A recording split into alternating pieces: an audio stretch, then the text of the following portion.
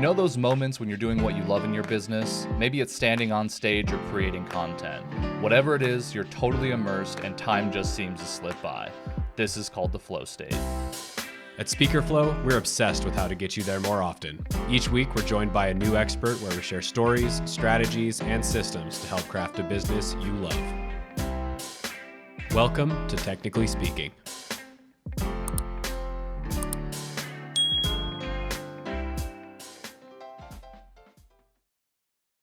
All right, boom. We are live. Sam Silverstein, thank you so much for joining us today. It is seriously an honor for you to share your Hey time guys, with us. it's absolutely my pleasure. Oh, well, no, it's not very often that we get to speak to somebody with the accolades that you have. I know a lot of our listeners are excited for this episode. You've been on my radar for a while for a few different reasons. I've just known about you for a long time, but I'll never forget we were at the CSP summit for the NSA in La Jolla, California, Mhm. and you got up on stage with a Samsung Galaxy Fold, like the folding phone, and it blew my mind. It was the first time I'd ever seen one in person. I was like, dude, he has one. It's so cool. It inspired me enough to actually go get one of my own. So thank you. Without you even knowing it, you've inspired my technology Wow. behaviors. Wow. Yeah, we're gonna have to talk about that because I'm actually everything's at my fingertip. I'm actually debating right now whether to keep this or to keep this. You know, it's just this. There's always something to distract you, but I enjoy it. What can I say? Yeah. Yeah, messing with tech. Yep. We understand deeply. Yeah. I have an So office full of no stuff. matter what your Uh, passion is, there's always a sub passion somewhere, right? Yeah, right. that is That's so it. true. Yep. So, I mean, obviously, your reputation precedes this conversation. Past president of the NSA, Hall of Famer within the NSA, successfully have made an exit in your own business. To a Fortune 500 company. Right, not just any exit. Let's get specific here. So, pretty awesome guy. And your focus on accountability is fascinating to me. And so I'm curious if there was like a pivotal moment at some point in this journey that had you determine that that was the thing that you wanted to spend your time researching and building materials on and eventually standing on stages and helping huge companies with. Yeah, there was a pivotal point actually, and it actually happened at a National Speakers Association annual convention. And Joe Calloway, a good friend of mine, was the keynote speaker. And Joe presented probably one of the top five speeches that I've heard of all time. I say top five Wow. because I always hate saying the best because who's to It say moves what's around. number one? What's Meh. number? It's like trying to say this place has the best barbecue. It's always Right. debatable. Um, That's true. but his program was all about picking a lane and knowing what your lane was. And in that moment, and as an excellent speaker does, he caused me to reflect and to think. And I realized that my peers couldn't recommend me. They couldn't refer me. I have an undergraduate degree in accounting and finance. I have an MBA with focus on management and marketing. I was doing programs on sales, creative marketing, building relationships. I was looking at strategic planning. I talked about personal development. It's like if it touched business, I had something on it, but nobody knew what I did because I tried to do everything. And in that moment, that's where I created the brand No More Excuses, and the idea that really the foundation for everything is accountability. It's accountability. And once I came to that realization, I put my blinders on, then things started happening very rapidly, and the books started flowing and the content started coming, and because I was singularly focused on something that I'm passionate about and that I believe truly is foundational for achieving anything we want to achieve, either personally or professionally. Yeah. Was that a Man. quick process for you to just land on like no more excuses and accountability? Like, was that just an innate thing where you're like, that's the thing? Like, what about your past experiences got you to the thing where it's like, because I mean, to your point, right? You were talking about a bunch of different topics before landing on accountability, each with probably their own level of merit. But like, why truly accountability? Like, what about your past experiences where you were like, that is the thing that this all boils down to? You know, it's hard to say if it attached to a past experience. I'd been in this business, you know, I don't know, 13 years when this happened, probably. So, I'd been around, and Mhm. here's the thing. I'm just going to put it out there. I believe the message of accountability was gifted to me to share. That's what I believe. And so that's how I treat it. I didn't invent it. I didn't create accountability. Uh, and as a steward of this message, I have to present it in its best light. I have to protect it. I have to prepare for its future. It came to me quickly in that moment after 13 years. Okay. So Sure. did it Okay. come? Yeah. It's Yeah. The like, overnight oh, success, yeah, right? Taylor Swift is an overnight success. Well, no. She'd Yeah. been performing for years when things exploded. And so um it was a process. It was a process. And when I realized that I had my fingers in all these things, where was I supposed to be? And quite frankly, I was having a conversation with my son at the time. And he goes, "Oh, so what you're talking about is accountability." And I'm like, "Yeah, that's exactly what I'm talking about." And Nice. then boom, that was it. And and then that's when I committed to that singular focus.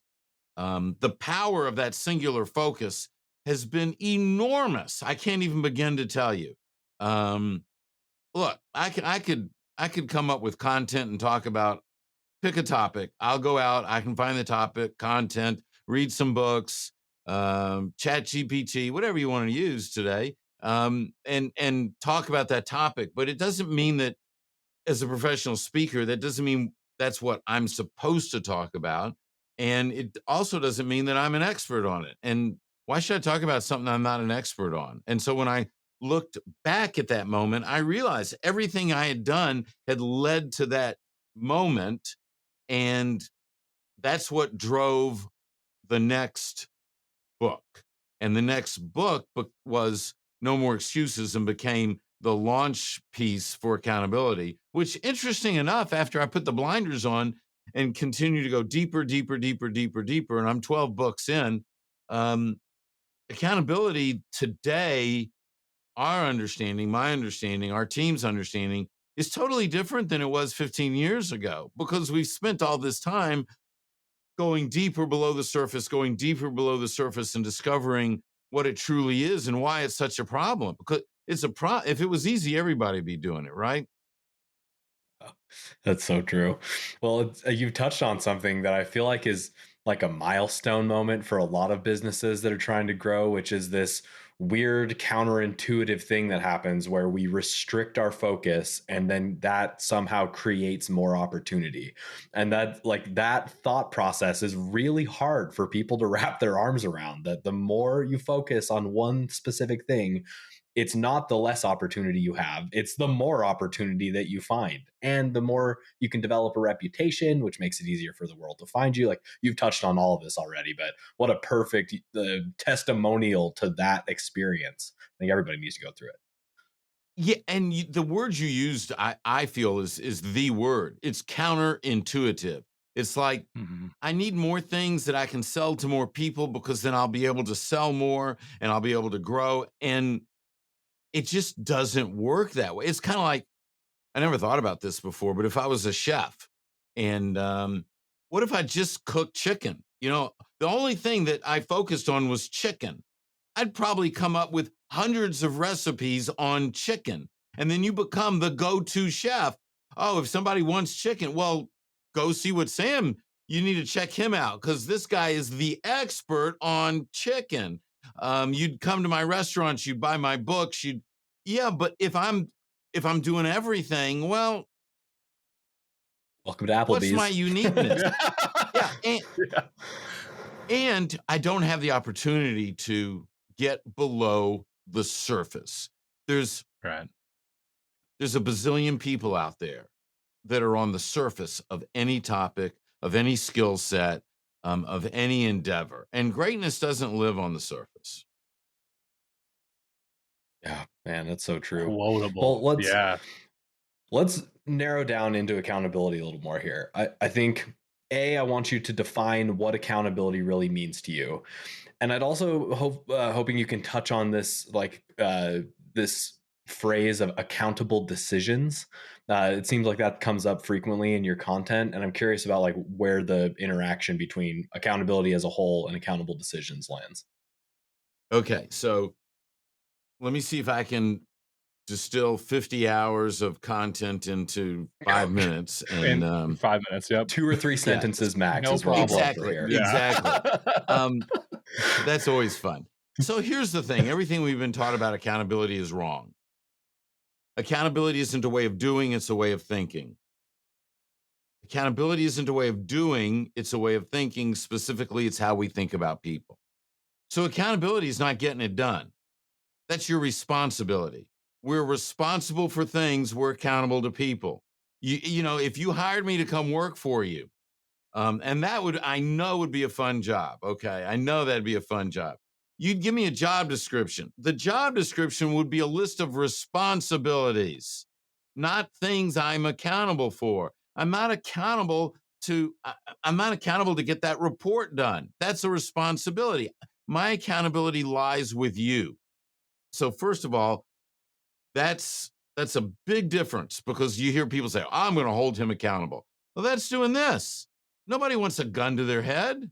That's not that's not what they want. If anything, what people want in business is they want a leader that will help them be accountable, help them be their best. I mean, if you're going to help me be my best, why would I ever leave? The companies that attract and retain the best people always are helping their people be their best. And the leaders have discovered that they need to be accountable to and for their people first. So, with that foundation, accountability is keeping your commitments to people.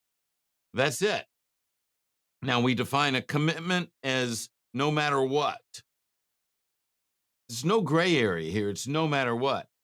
And we delineate between tactical commitments and relational commitments. So a tactical commitment is something that's spoken, it's agreed upon. It's transactional. I'll take out the trash. I'll have you I'll get the website set up by Friday noon. I'll pick you up for dinner at 6. That's all transactional. We need to do that stuff.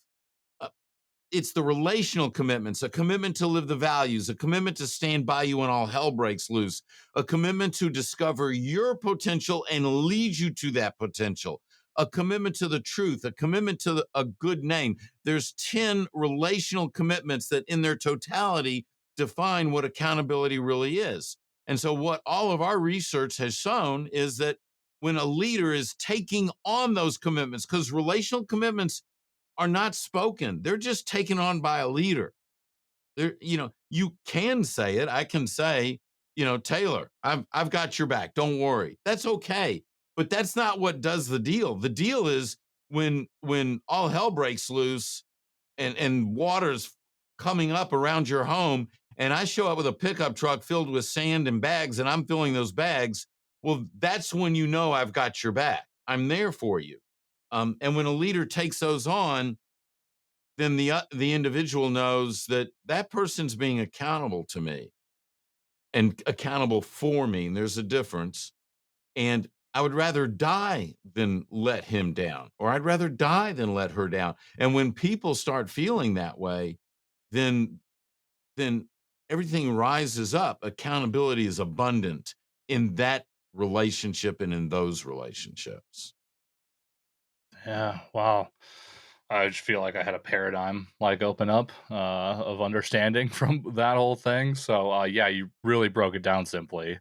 Um, I'm kind of curious. Something I've been thinking about, like as it relates to accountability, because I think this kind of maybe relates to your first point that the way we've been thinking about accountability is kind of all wrong. People, I think, sometimes think that, to your point, accountability is more like some responsibilities. But especially like in our world of like, running a solo business or a really small team, people are looking for some level of accountability or they need to be accountable to themselves. Is that even the right way to say that? Like, can you be accountable to yourself or are you always accountable to others? So, that, okay, Taylor, no joke. That's probably one of the best questions I've ever been asked. And It Wow. because it cuts to the heart, and it's something that I struggle with continuously. Is how does accountability is keeping your commitments to people. So what about the commitments to yourself? Are you there for yourself? Are you taking care of yourself? I don't believe there's such a thing as self leadership. There are people out there that they talk about self leadership. I don't buy that because what do you need to be a leader? You need a People to lead. follower. You Yeah. need people to lead. Now you don't have now there's leadership by title, vice president of sales. Okay, great. But guess what? You don't need a title to be a leader. But when you're leading people and they're responding and they're reacting and they're following, you're stepping into a leadership position. And well, I'd like to say there is self accountability. You know, I would say the 10 commitments that I'm referring to, we need to be stepping them out in our lives, but it's really not for us that a commitment to the truth, a commitment to a good name, a commitment to sound financial principles. These are all things that we need to be doing to live an accountable life, but really the accountability is showing up in my relationship with you. Right. Yeah. So I take these things on for myself is to be that type of person, but my accountability really lies in our relationship. Yeah. That makes perfect Yeah. So sense. it's yeah. Something that like is so clear is how passionate you are about this. So just taking a step away from the content for a second here, there's a meta layer going on that I hope the listeners are paying attention to, that like, Sam, you're not showing up here because you've just seen that accountability is an important component that helps businesses and you're trying to solve a problem. Like I can feel in your heart of hearts that you have internalized this for yourself, and that passion, man, I'm feeling myself get amped up just being in your presence on this subject. And that's, oh Well, man, that's what you want to model. thank That's you. And amazing. I appreciate that. Now that doesn't mean that I have it all figured out. And it doesn't mean that I make all the right decisions. It doesn't mean Sure. when my feet hit the ground when I wake up, first thing is I'm thankful that I woke up. Next thing, how can I be a little better today? And that's not always easy, and I make some bad decisions. And I'm not talking about, oh, should should should I invest in this stock or that stock or that? I make bad choices sometimes interacting with human beings, and it upsets me. So it's a journey for me as well. And but we can be better. That's the whole thing. We can be better, and that's my goal. Well, I believe that. I feel that. So what's the connection here with accountable decisions? How does accountable decisions play into this mix? So we have this thing that we call the culture audit, and we've been doing this for 15 years, and it deep dives into an organizational's workplace culture, and it reveals everything that's going on in the culture, from stress to DEI to engagement to quality of communication, speed of implementation, the quality of leadership. We measure accountability. I think we're the only ones that I know of that's capable of doing that. But one of the things we measure is the quality of decisions made within the organization. And it's simply this, Austin, we say these are our values.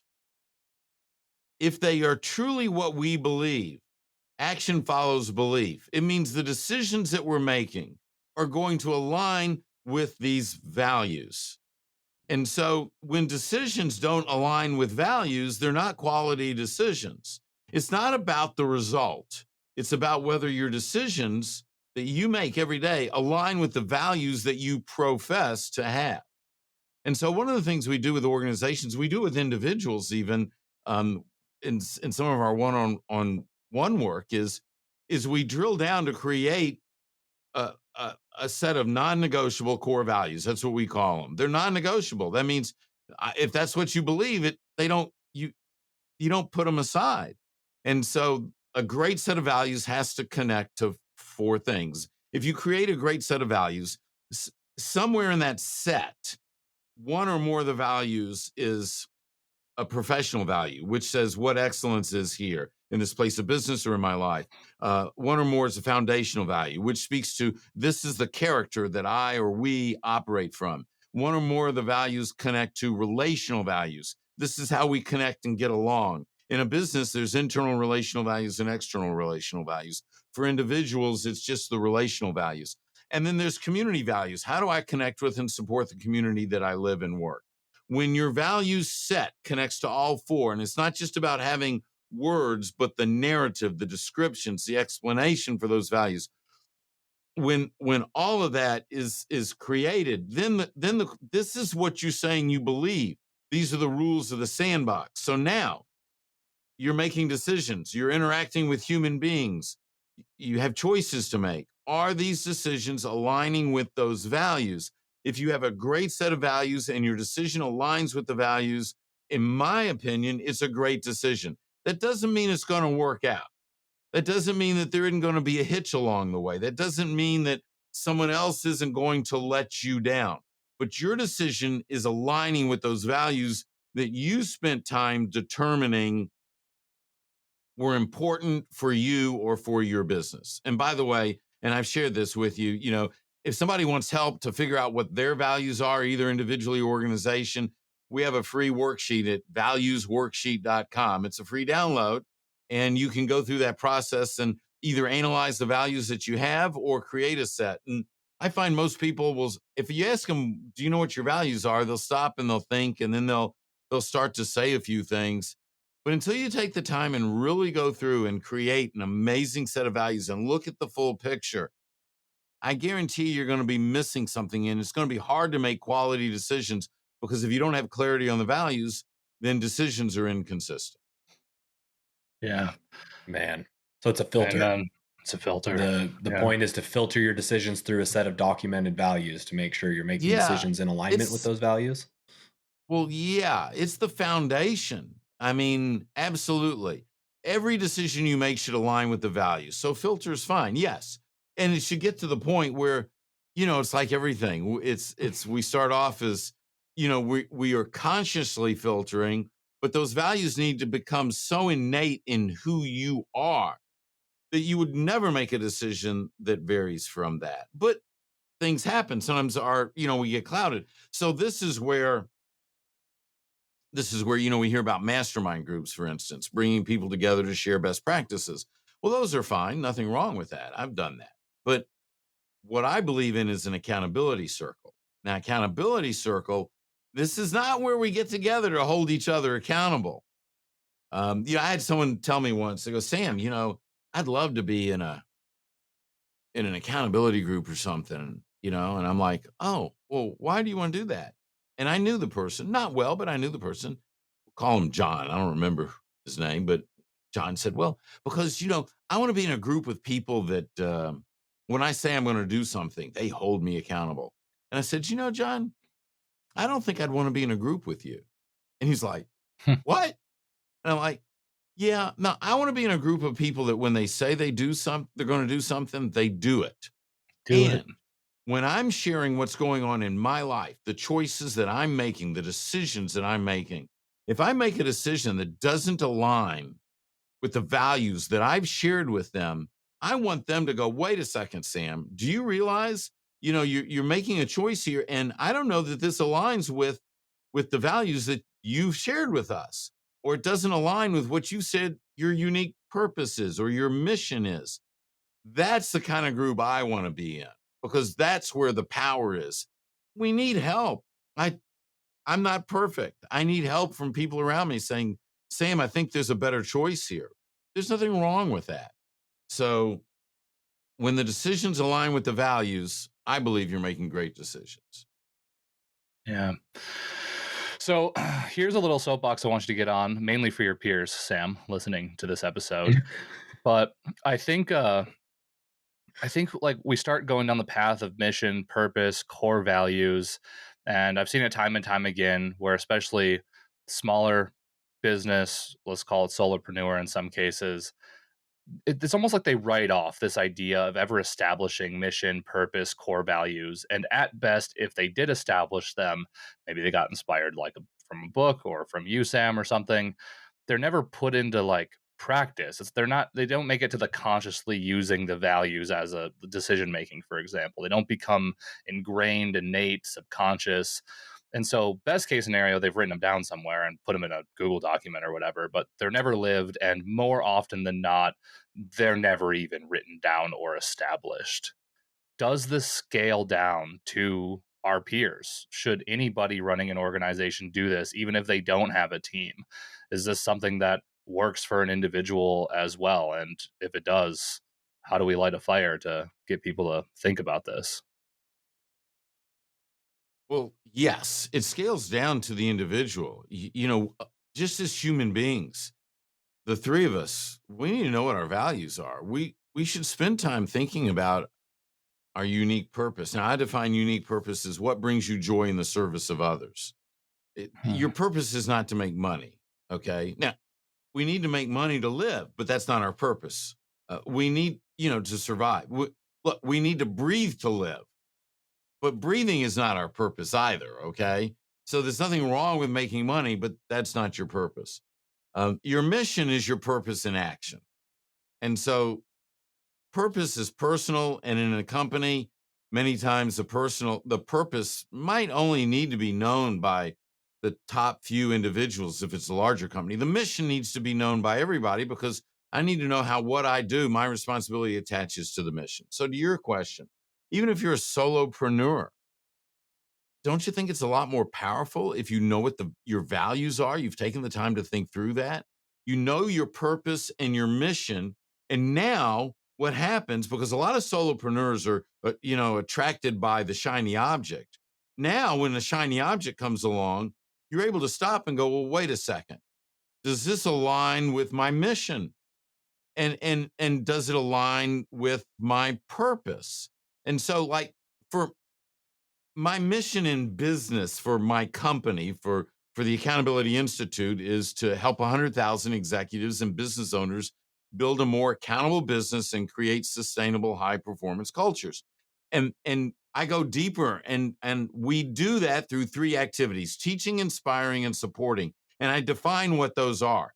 So everything that we do should connect to teaching, inspiring, and supporting. If it's not teach, inspire, or support, then we shouldn't take that on as an organization.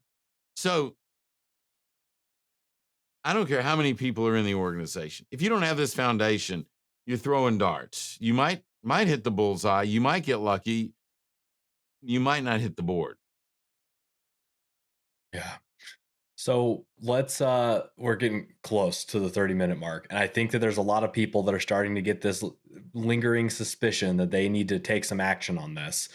Let's have you be Dr. Sam for a minute. And if you were to give somebody a question they could ask themselves to self-diagnose how much they need to put some focus on the accountability component to their business, what's a question somebody could ask themselves and why? Well, I would ask, have you taken the time to understand what your values are? And it's a yes or no question. So obviously, then you need to respond accordingly. And then I would ask the question, the people in my life, whether it's family, friends, um, your business, would they rather die than let me down? Because if the answer is no, let me rephrase that. If the answer is yes, the reason they feel that way is because they know you would rather die than let them. And that's the kind of relationship you want with somebody. Because if you know that I would rather die than let you down, you're going to strive to do your best for yourself and for me. And that's a win win for everyone.